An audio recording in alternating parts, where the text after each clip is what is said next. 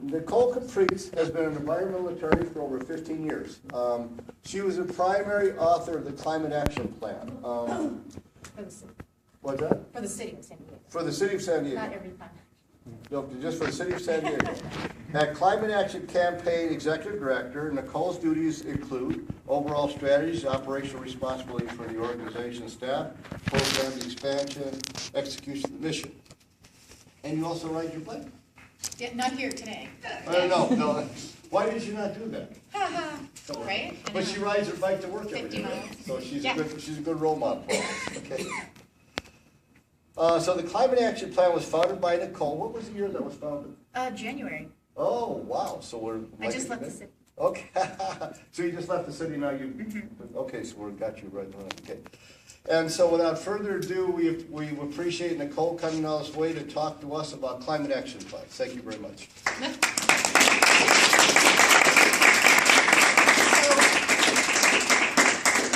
So I can either, because I kind of need someone to, either I can sit and talk, or, I don't know, do you guys have a preference? I can stand, doesn't matter. I'd like you to stand. I can see Okay, you better. yeah, that's fine, I'm used to Okay. standing, but would someone volunteer to hit the button and move the slides? All right. The dog will do it. The puppy. So, thank you, Bobby, for that introduction and giving me the opportunity to come speak to you all today. So, he pretty much gave my background, but just so you know, my professional career has basically been inside and outside of government. So I have spent, I call it my tours of duty in politics in the city of San Diego, where I worked for 3 different elected officials. But the other part of my career has been working for a nonprofit organization called Environmental Health Coalition, which is based in San Diego and focuses on low-income communities of color, south of sort of the 8 freeway, which is kind of known as the demarcation between kind of the wealthier neighborhoods and the lower-income neighborhoods. So I had this incredible opportunity. I was leading the City of San Diego's Climate Task Force. We had actually presented a pretty aggressive, ambitious climate action plan to then Mayor Sanders. Do y'all remember when he was our mayor? I think he was our mayor for about 8 years. And he basically told our task force, which was, a group of 9 folks who had different levels of expertise and representing different communities in the city of San Diego, thank you, but no thank you. And we really hadn't successfully promoted climate change to the top of the political agenda. So it was very kind of depressing for us because obviously we had spent a lot of time and we really thought it was critically important that the city be a leader because obviously, we're a city of 1.3 million people, that we are kind of leading the region and determining what we're going to be doing about this crisis called climate change.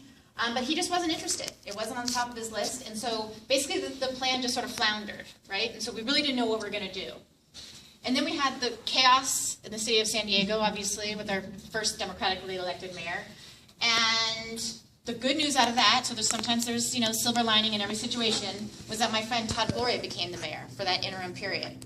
So basically he called me up, because I was working in Environmental Health Coalition, and said, so what do you think about leaving your job, coming to City Hall, and working in the mayor's office for 6 months? And then you're on your own, right, in terms of, figuring out what you're going to do with your life. But you have 6 months, and you've been pestering me for years about what we're doing on climate, so I'm giving you free reign. I'm giving you an office, staff, resources, whatever you need to do, but we have 6 months to get this thing done and off the shelf, and then into the city planning process. So I couldn't resist, and so I took that opportunity, and what came of that opportunity was this incredible document that we were able to put forward. And it was very instructive to actually be in the mayor's office where, we have a strong mayor form of government in the city of San Diego, so the mayor is the executive and the city council is kind of the legislative branch. So you have a lot of power. Ostensibly, all the city staff, we have 10,000 city staffers, are working for the mayor. So you would think that it's kind of like a seamless, the mayor says, let's do this, and the staff kind of says, yeah, charge. But it doesn't work like that at all. These are people who have, been working at the city for years and don't, they're basically thinking, I'm going to be here much longer than you're ever going to be here. So thanks again for your great ideas. We're glad you think climate change is a priority. We're glad you think this climate plan is really important. But we're not really into it. And so it was kind of this critical moment where we had put forward this climate plan that has 100% renewable energy, legally binding 100% renewable energy target by 2035. We also propose really ambitious targets around transportation, basically repurposing all of our city streets, right? Because right now they're all designed for cars, and I'll go into more details. But we were saying we have to totally change the way we move people around in the city. We have to make streets not just for cars, but for people. So again, radical. So we're telling city staff 100% renewable energy, radical. Changing how we are moving people around the city, radical. We also had a goal for zero waste, radical. So for probably all those departments that this plan was going to be impacted, we got resistance. A lot of resistance. A lot of no's, we can't do it, it's too expensive, not going to happen. When's this guy leaving office? We'll wait him out, that kind of thing. But Todd, to his credit, because I'm always going to be a champion of Todd Gloria, because I think he is probably one of our best regional leaders. And I'm hopeful and optimistic about his future. I know he's going to the assembly, but I want him back in the city at some point. But he's young. He's like 37, so he'll come back. He basically stood up to everybody, the highest levels of city management, and said, this is so critically important, and I've learned more and more over the years about why climate change is the gravest threat to humanity and to protecting the future of all these San Diegans and our quality of life. So, yeah, we have to do things differently than we've ever done them before. Right? Because we never confronted a crisis like climate change before, so we have to do things totally differently. And I know that's hard. What he would say to staff is, I know it's really hard. You're used to doing things, you've mastered how you design streets, you've mastered how we generate energy, but we have to just upend everything. We have to be creative disruptors. That's what it's going to take. So to Todd Gloria's credit, he sort of took that hardline stand, and staff then moved forward with the plan, but obviously then they were waiting to see who the next mayor was, as we all were.